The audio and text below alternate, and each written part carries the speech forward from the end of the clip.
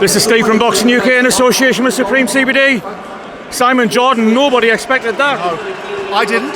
I expected a very long fight and a hard fight, and I was hoping, anticipating that maybe Liam would win it on points. And after the third round, I thought Chris was starting to get his rhythm, starting to get his range, and I was a little bit worried that Liam was looking a little bit one-dimensional, a little bit ponderous, wasn't closing the distances.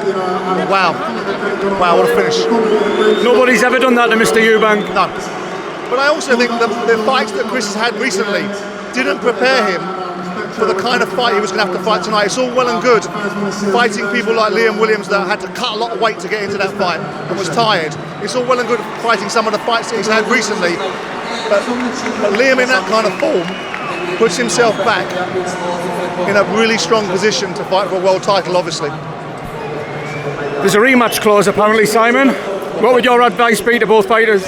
Well, there's no reason for that fight to be fought again. I think the rematch clause was more in there for EUBANK's benefit on the basis of a decision that might have been tight. That wasn't tight, was it? That was clinical. That was over. And he now knows that Liam Smith has the power to knock him out. Look, I don't think we need to see it again. I think that's unequivocal. And I think Liam Smith has earned the right, and Chris EUBANK should have the elegance to let him go on and fight for a bigger fight. Where would Mr. EUBANK go? Because Liam Smith, that was a pretty brutal knockout, wasn't it? Well, I don't know. I suppose he could rock up and fight Conor Benn if Conor Benn finds himself in a situation where he can fight again. You know, I'm a huge Conor Benn fan. I really like the boy. I'm sad for the situation. But like anyone else, you get redemption. Tyson Fury had redemption. Canelo Alvarez has had redemption. He'll get it.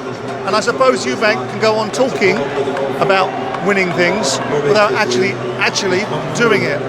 You know, he tried to get up. He had the courage to try and get up, but where he goes next, well, he's got to sit down and think about things seriously, because that was a heavy knockout. Simon, just a word on the atmosphere. Right. Always delivers Manchester, doesn't it? Oh, listen, I love coming up to this part of the world.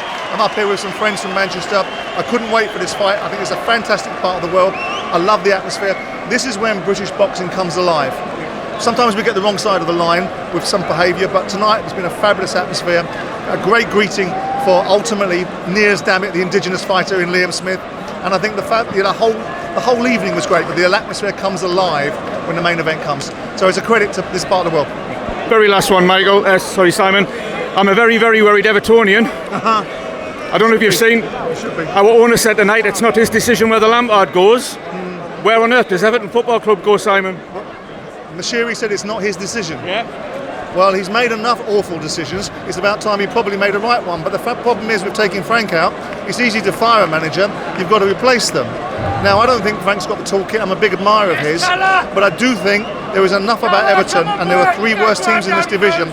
Those players and that manager, if Frank's going to stay there with Paul Clement supporting him, they've got to get their backsides in gear, get their balls out of their handbags, and start getting on with playing for the team and the club that they're supposed to represent.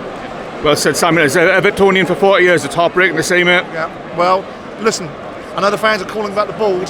I don't want anybody taking it beyond the pale and starting to make it more than just an opinion.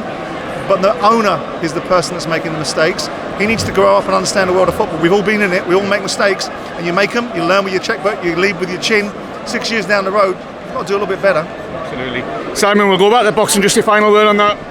Fabulous. What a finish. What a boost for Liam Smith. What a great night for British boxing. Fabulous from Richard Riakporhe, by the way, as well, who was a personal favourite of mine.